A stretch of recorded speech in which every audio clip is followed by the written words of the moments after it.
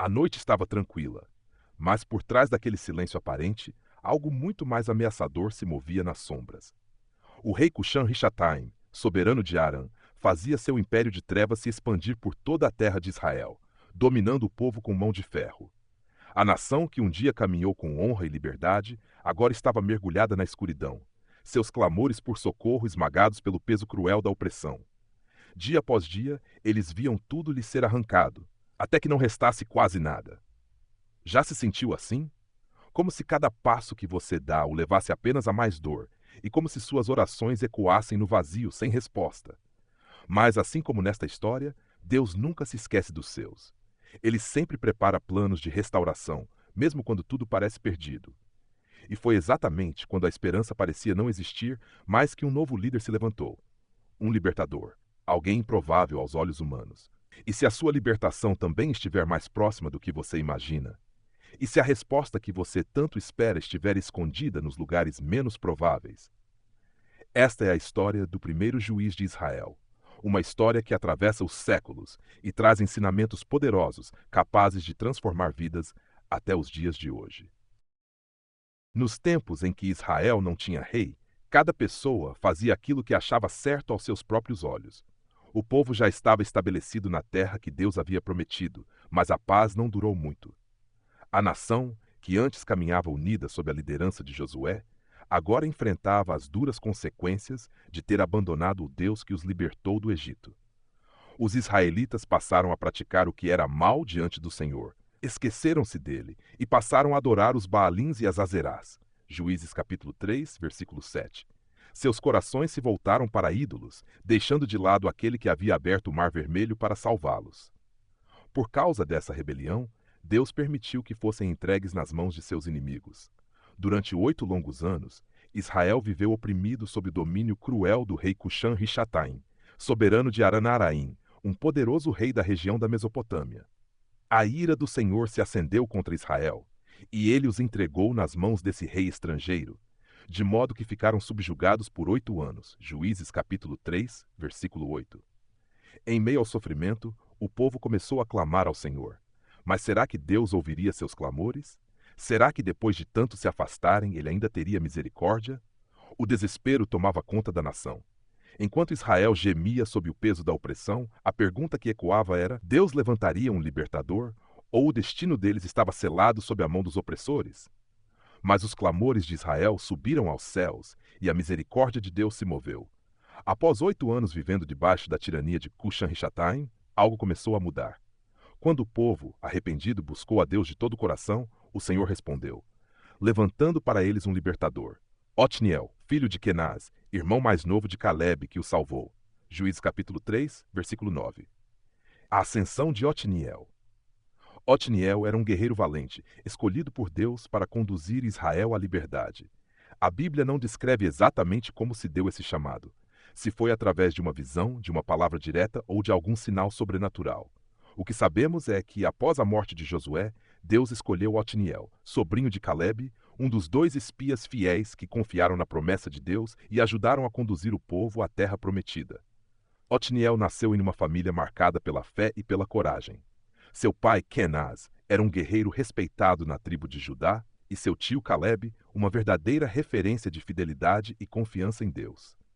Calebe foi aquele que, junto de Josué, acreditou na promessa do Senhor, e por isso recebeu como herança uma parte especial da terra prometida.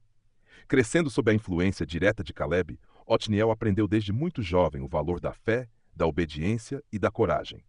Ele testemunhou dentro de sua própria família o que significava confiar em Deus acima de todas as circunstâncias. E foi essa base sólida, construída sobre fé e perseverança, que preparou Otniel para, mais tarde, assumir seu papel como o primeiro juiz de Israel e conduzir seu povo à vitória e à liberdade. A primeira grande conquista de Otniel aconteceu quando ele tomou a cidade de Debir, também chamada de Kiriat Sefer. Esse lugar era uma fortaleza dos cananeus, considerado um ponto estratégico e altamente protegido na região.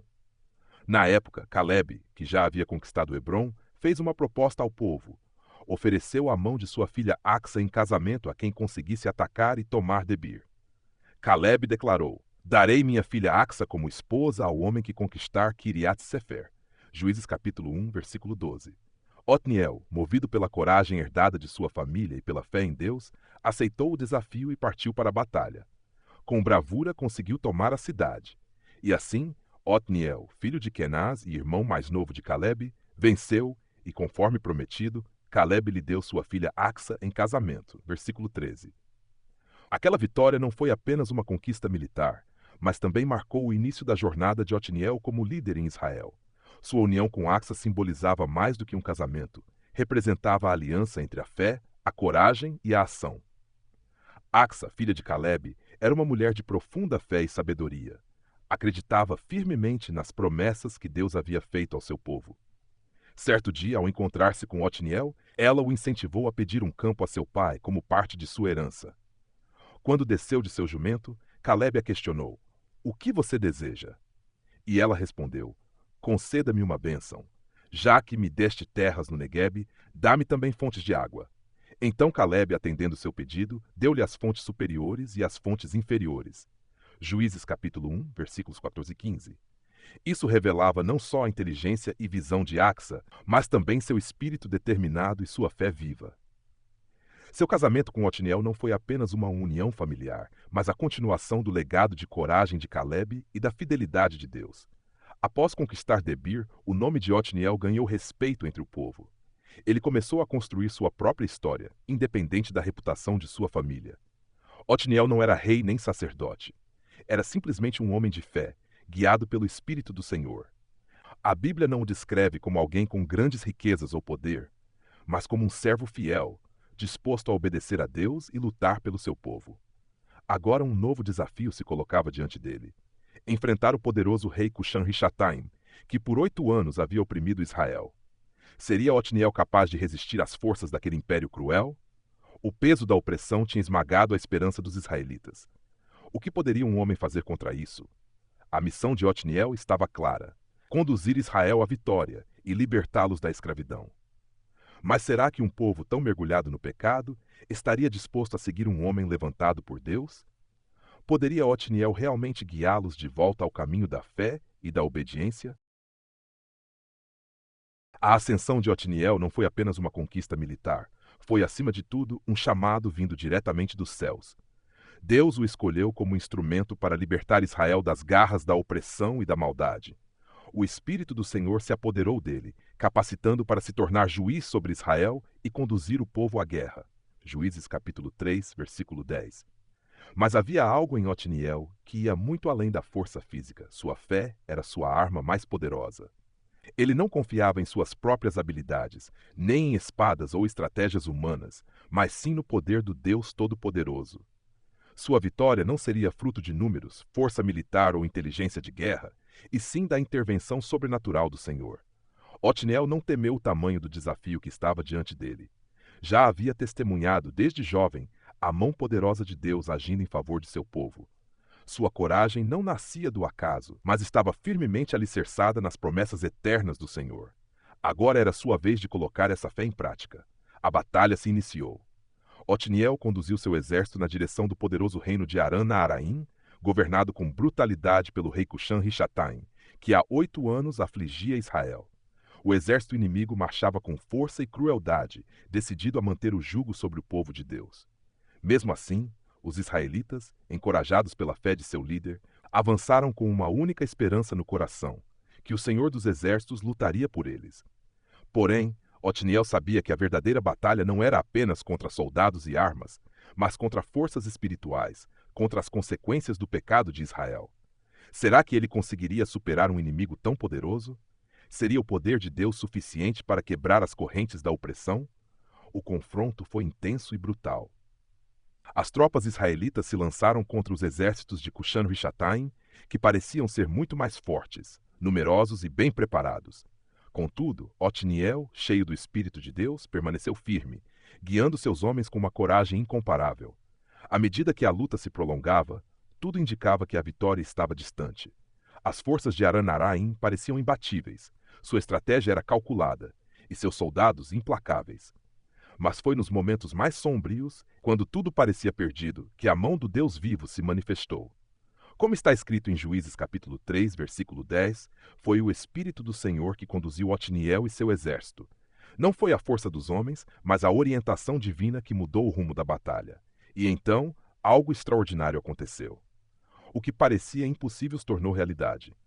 O exército inimigo começou a se desestabilizar, sua liderança se desmoronou e o moral dos soldados caiu por terra. Como um vento forte que dissipa as nuvens, a presença de Deus varreu o campo de batalha. Os israelitas, tomados por uma força que não vinha deles, avançaram com poder. A vitória estava próxima. Otniel e seus guerreiros pressionaram até o fim, até que com um golpe final, as forças de Cushan-Rishathaim foram derrotadas. O próprio rei foi capturado, e após tantos anos de sofrimento, a terra de Israel foi finalmente libertada. Pela primeira vez em 8 anos, o povo pôde respirar aliviado, livre do jugo da opressão. Como narra Juízes capítulo 3, versículo 10, o Senhor entregou Cushan-Rishathaim, rei de Arã, nas mãos de Otniel, que o venceu. A vitória não foi de Otniel, foi do Senhor. O Espírito de Deus operou através dele, mostrando que a vitória não vem pela força, nem pela espada, mas pelo poder do Espírito do Deus vivo. E assim, Israel foi salvo. Mas restava a grande pergunta: será que o povo permaneceria fiel ao Deus que mais uma vez lhes concedeu libertação?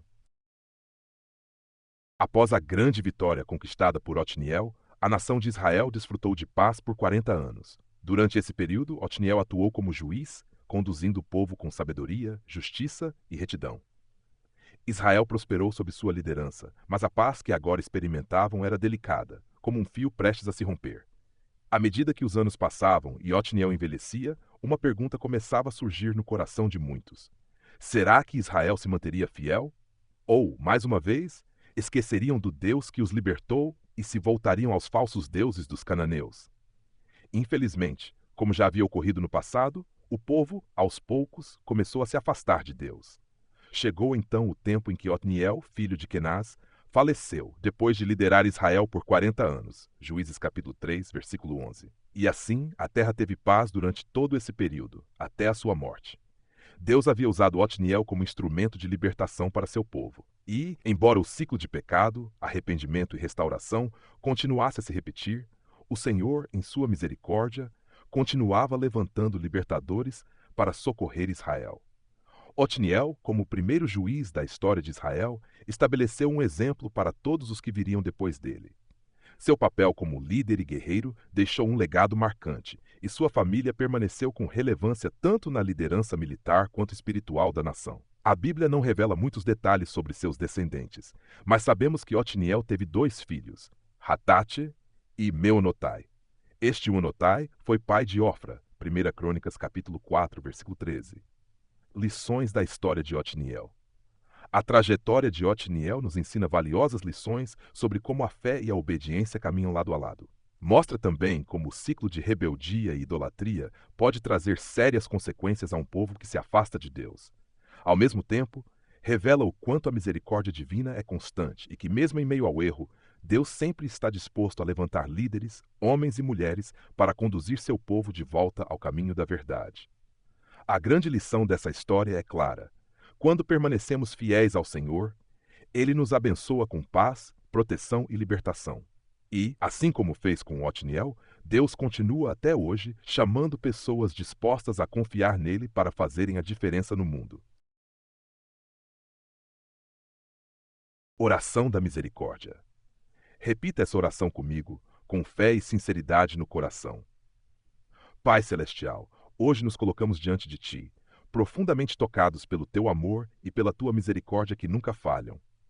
Reconhecemos, Senhor, que muitas vezes nos afastamos dos Teus caminhos, assim como fez Israel no passado, quando em sua teimosia voltou-se para ídolos e se esqueceu do Deus que os libertou com mão poderosa. Confessamos, Senhor, que erramos. Seguindo nossos próprios desejos, permitimos que as preocupações, as tentações e as distrações da vida nos afastassem da Tua presença. Mas, Pai, nos lembramos da Tua palavra, que nos garante que, mesmo nos dias mais escuros, a Tua misericórdia é infinitamente maior do que os nossos erros. Por isso, humildemente, pedimos o Teu perdão. Lava-nos, Senhor, de toda impureza, de todo pecado que tem obscurecido os nossos corações. Assim como um dia levantaste Otniel para libertar Teu povo da opressão. Nós te pedimos, ó Deus, vem também nos libertar das correntes que nos prendem. Sejam elas medos, angústias, tristezas ou situações impossíveis aos olhos humanos. Derrama sobre nós a tua misericórdia, Senhor. Cura as nossas feridas, restaura as áreas quebradas de nossas vidas e guia-nos de volta ao caminho da retidão. Sabemos, Pai, que mesmo quando somos infiéis, tu permaneces fiel. Tu nunca nos abandonas. Estás sempre pronto para ouvir nosso clamor. Ergue, Senhor, em nosso meio, homens e mulheres cheios do teu espírito, como fizeste com Otniel. Que sejam líderes, guias, faróis de fé e coragem para esta geração. Permite que tua luz santa brilhe intensamente sobre nós, dissipando toda a escuridão e conduzindo nossos passos de volta à tua presença. Dá-nos, Senhor, força quando nos sentimos fracos, sabedoria quando estamos confusos e graça quando pensamos em desistir. Que jamais esqueçamos da tua fidelidade e do imenso sacrifício que fizeste por nós através de teu Filho. Derrama, Senhor, tua misericórdia sobre nossa nação, nossas famílias e sobre cada coração que agora se volta a ti em oração. Fortalece-nos para que possamos permanecer firmes na fé, andando sempre segundo a tua vontade, confiando que onde não vemos saída, tu abrirás um caminho. Oramos assim, no nome poderoso de Jesus. Amém. Compartilhe nos comentários como esta história falou ao seu coração e quais outras histórias bíblicas você gostaria de ouvir por aqui. Que Deus te abençoe.